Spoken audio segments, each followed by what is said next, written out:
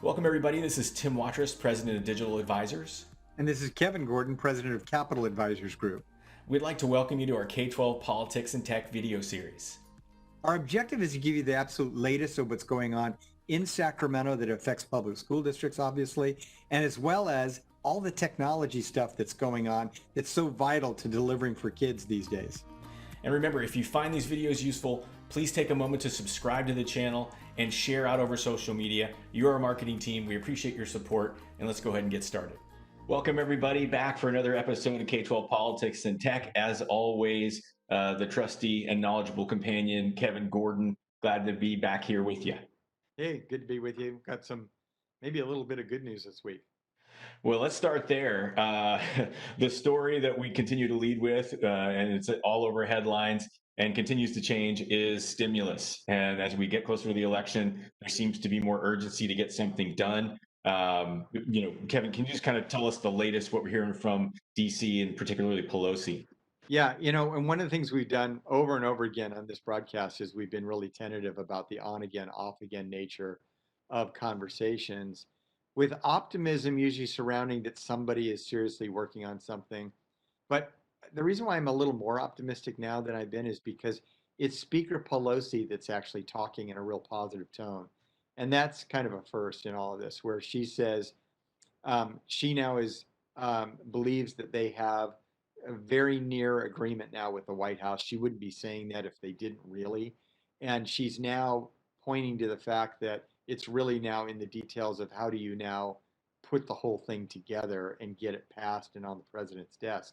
When you move to that kind of conversation, it means you're very far along on the details. So essentially announcing at this moment that she believes that the White House and House Democrats have what looks like a deal coming together.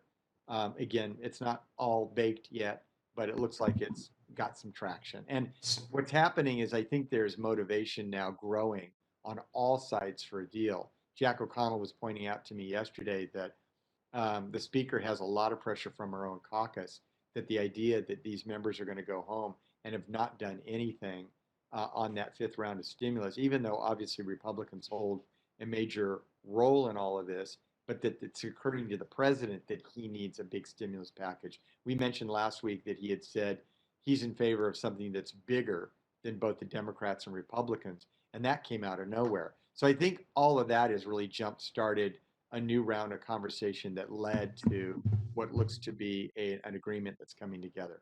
Hey, Kevin. So I'm hearing in, like a lot of the stories I read, the basically the Fed and all these, economic geniuses are saying we can't afford to not have a stimulus, and if we actually don't get it soon, we're going to start to see some pretty significant ripples in the economy, big impacts in the economy. I'm just curious if they are close as they say they are.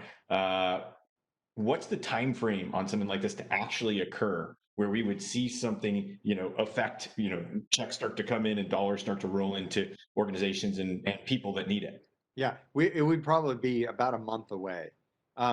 They would need to obviously get everything buttoned up here legislative wise, which is not an easy undertaking, but they probably could throw something together in about a week's time, maybe a week and a half, to get it all written and then down for a vote.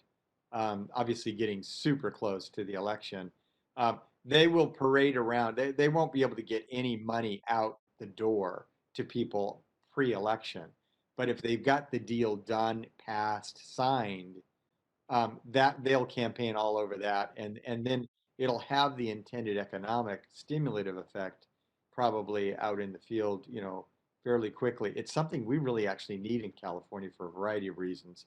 We've got budget provisions that are hooked to another round of stimulus, but one of the big unknown questions is how much of this is going to be addressing state and local government, which Republicans have been a little bit not wild about. The White House has never been wild about it. It's been a big priority for the speaker. So I'm assuming that it gets close to doing something meaningful in that area.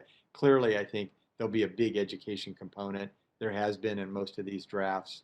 So I'm pretty excited about the possibility of getting something here. So we'll see. Good, thanks, Kevin. And on that note, we're some news about state revenues this week. Can you start us there? And Speaking then, of California. one of the things we'll mention it again toward the end of the broadcast as a reminder, but you and I are going to be doing a special session of this um, politics and tech update for the Q conference on Saturday. And we're hoping a lot of people will tune in. We're going to get into more depth on all of this stuff. But just as a little teaser, we got really good news again on the state's revenue picture. And of course, whenever we get really good news on the revenue picture, we always have an obligation to talk about the unknowns that are ahead of us in the months to come, especially if we don't get a stimulus package. Um, we've got a precariously balanced state budget, but budget writers were very conservative. And so the revenues that have been coming in, we noted, hey, we had a really good first month of the fiscal year. We had a really good second month of the fiscal year. Now we got a third really good month where we're running nearly $4 billion ahead just for the month of September. And if you combine all of them, we're $8.6 billion over what the budget writers projected we would be sitting at this point. Now, we're still well behind last year's total revenue picture, but when you take a look at the budget that they put together, it assumes that we're $8.6 billion, that we would be $8.6 billion lower than we are.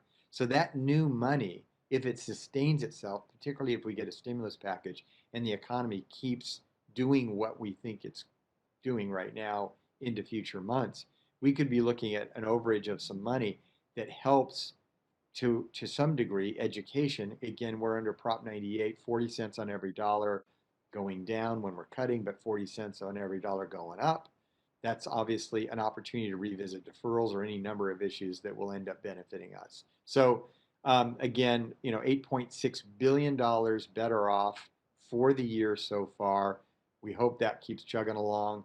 It's almost all attributable to the fact that we've got a general fund in the state of California that's disproportionately dependent on very wealthy people, people that do well in the stock market. And both of those characteristics are in the positive zone right now. And if they stay that way, we're going to continue to get better than the news that was projected, I think, when they put this budget together originally. Well, thanks for sharing that, Kevin. And any good news on the economic front is welcome, especially with the 20 plus billion, I believe, in deferrals that we took to keep the economy floating. So let's hope that that continues on the upward trend that we've seen, and we'll look forward to more updates from you.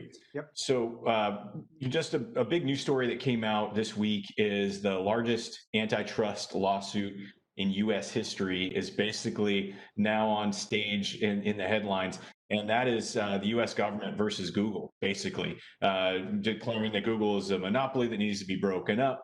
And this is going to be a battle that we're going to see with some pretty significant implications, because if it sticks, remember, the federal government had the CEOs of Amazon, of Google, of Microsoft, these large organizations, Facebook, they had them back in DC, and they were all, gathering information. This is the first of these lawsuits. I expect that we'll see more. There's no guarantee. But the reason why I call attention to this one particularly is because if you are a district that is all in the Google ecosystem, and most districts are, this could have some impacts on you, right? If they break the company up. One of the strengths is that all these services were kind of piled into one ecosystem. If they start to break up that ecosystem, that could definitely have an impact on you and your school district. It's I'm not trying to take sides here politically, but it is something you should have on your radar. You should keep your eye on, and we will keep you updated here in future broadcasts as it starts to unfold. Be a while before we see any action on it, but it is worth noting. And with that, Kevin, I want to talk a little bit about some of the polls and politics. The November 3rd elections coming up. I filled out my mail-in ballot this week, and we've been talking about Prop 15. You've been talking about Prop 15 and the yes and no side, the likelihood of it passing, and the implications. I noticed when I filled out the ballot that it said, the first few words in bold were "to support schools." Vote yes on this topic. And I thought that was a little bit of a head scratcher for me, because I believe that sort of, going to improve the funds, the general funds in the state of California, not necessarily specifically targeted at schools. Maybe just explain to me how that sort of plays out and where you think these dollars would end up, I guess, if 15 passes. Yeah, it actually does supplement state money. Schools are a beneficiary, but we're a minority beneficiary, if you will. 60% of the money does not go to schools. It goes to cities and counties and other programs. But a lot of those programs serve the very kids that are in our schools. So that's a positive thing. The reason why, of course, you see that ballot language is they want to lead with schools because schools are where the sentiment of voters are at. And although we get 40%, we certainly don't unappreciate the fact that there's going to be money there. Probably in the first year, we'd be looking at an amount probably close to $2.5 billion. But in the scheme of things, when you do sell something on the back of education, you run into that problem of what we have with the lottery, which everybody wants to know what you did with all that money. They have a perception, a false perception of the magnitude of the money that was maybe just done at a ballot measure. And especially if it looks like it's being sold as being disproportionately advantaged to schools. But that said, Governor Brown had passed a couple of major ballot measures that were tax increases where he sold it completely on schools. And although none of it actually supplemented our budgets, it actually prevented cuts to schools, but it was made to look like it was a bunch of new money that schools would get out of those ballot measures. And it really didn't end up hurting us as much as I was worried about. We went to the ballot after that on bond measures and other things, and people didn't point to those tax increases to say, look, the schools have enough already. We were still able to get the positive sentiment of voters. But yeah, you do see that sort of in the political sales pitch. I will tell you this, that the commercial advertising has been very balanced. I saw one ad that talked all about firefighting and fire suppression.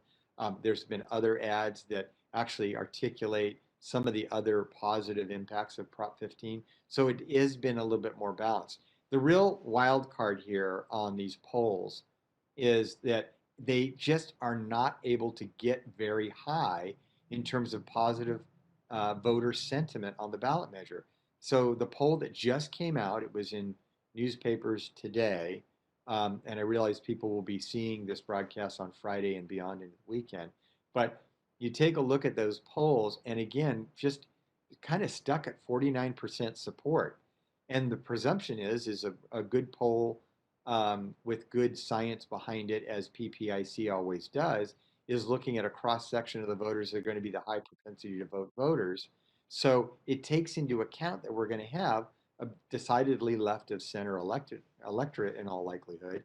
And so you take a look at these numbers, and it's just kind of a puzzler that they can't get a better positive public sentiment or voter sentiment in favor of it. So kind of stuck at that number, but the wild card will be the magnitude of the number of voters that go out to vote.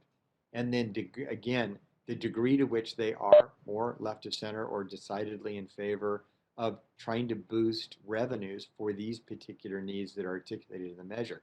If it passes, and it's going to be a squeaker, it's going to pass because of the unanticipated surge in voters and the characteristic of who those voters are. But it's predicted that we will not know the outcome of this ballot measure because it'll be so close on election night. It may take days or even weeks for us to ultimately find out what's going on with this particular ballot measure. Yeah. Well, I think, just like our state elections, local elections, national elections, there's going to be a bit of a delay in calling this because of the mail-in portion of voting this year, this election cycle versus the past, certainly because of the pandemic, and then also the issues with the post office and how slow things have been. So, there's certain things we're just gonna have to wait a little while to figure out, and this happens to be one. Yep.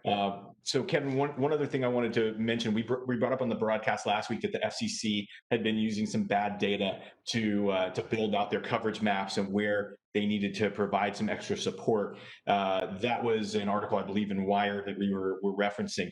It turns out that the FCC has actually paused their efforts and admitted the fact that the data that they were using was not accurate. They're sort of finger pointing between the FCC and the big cell providers, the Verizons and the T-Mobiles of the world that provided the data. The cell providers, the AT&Ts, they're saying that their data is good. It's pretty clear that the data is not good, and now the FCC is saying, hey, that we're admitting now it's bad data, so they're going to hold off the work that they were going to do for an extra 6 to 18 months before they even begin spending the CARES Act funding that we got 4 or 5 months ago to solve this problem of connectivity for people. And again, I just can't it's really an unfathomable at this point that the FCC has not brought some immediate support to school districts who are struggling with connecting every day. There's also some pretty interesting information about learning loss and how that's going to impact the economy down the road. We'll dig into that a little bit more in the fall Q session that you mentioned earlier. But I just can't believe that we haven't seen anything from the FCC yet. And even what they have promised is now delayed even further. So sorry, I'm showing my frustration there a little bit. But in case you wanted to send a nasty gram to the FCC, by the way, they changed their mailing address. So you might want to change the address that you want to send that to. But again, just please reach out to your legislators and ask for help in this area. We need all the help we can get ASAP. And with that, just want to reinforce, Kevin, what you said about the fall Q sessions. We have 2 sessions on Saturday of this broadcast where we're expanding into that fall Q ecosystem.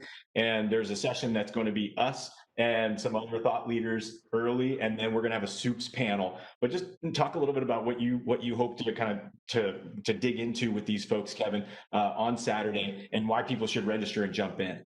Yeah, so we are going to get more into, first of all, we're going to know more about the developments with regard to federal stimulus. So we'll have more of the details on that. We might even have some numbers to share about what it looks like they're talking about for education and or state and local governments. That could be very helpful. We're going to dig into the polling data a little bit more too, and see if there's any easier way to sort of predict where that's going to be. That'll be fun, to sort of get a little prognostication on what's going to happen on election day with regard to some of these things. And then we'll get into a couple of other things that we didn't talk about today, some of the other political developments that are going on.